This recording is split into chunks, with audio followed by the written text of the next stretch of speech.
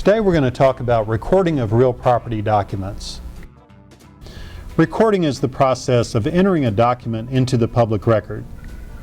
By recording documents in the public record, we're giving the world notice that a document exists. Therefore, when someone is researching the title to property or searching the names of the individual owners, they can properly research the land.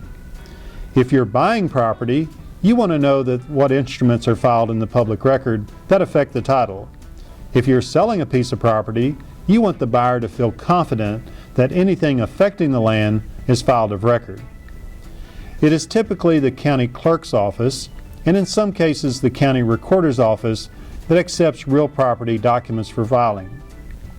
These documents tell a title researcher more about the real estate, including the deeds and conveyances, any voluntary liens such as mortgages, modifications, and refinances, also any involuntary liens such as IRS liens, abstracts of judgments, state tax liens.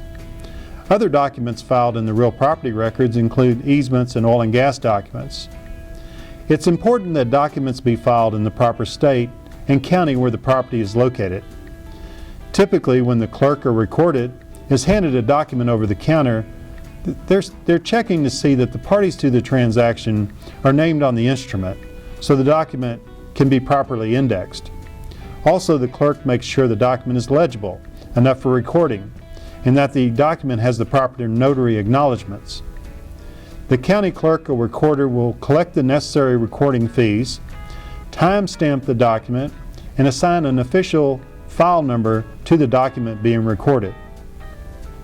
The timestamp is important because it tells us exactly when the document was filed of record. The original document is typically returned to the person or entity who recorded it. For example, in the case of a deed, it's typically the buyer who records the document because they want everyone to know that they own the property. In the case of a mortgage, it's typically the lender who records the document because they want the world to know that they have a security interest in the property. Many times it's left up to the title company to record the document, but as consumers, we want to protect ourselves, then we want to make sure that all documents have been properly recorded. State law typically requires that real estate transactions be in writing and filed for record with the proper jurisdiction. Recording documents in the courthouse is required if you want to give constructive notice. We will talk more about constructive notice in another video. The requirement that real estate transactions are reduced to writing comes from English common law, and it's called the statute of fraud, and it affects contracts involving the sale or transfer of land, contracts in which one or more party assumes the obligation of another party, and contracts that extend greater than 12 months. I want to discuss briefly notary publics and notary acknowledgements. Before a document can be entered into the public record, it must be notarized. By signing in the presence of a notary, the party to the transaction are acknowledging they are signing voluntarily and that they really are the person they say they are. The notary seal will typically include the expiration of the notary's commission.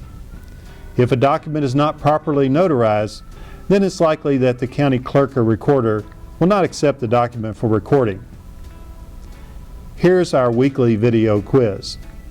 If a document such as a deed is filed in the courthouse and the commission for the notary has expired, is the deed still a valid conveyance? Thank you for joining this session of the Courthouse Academy.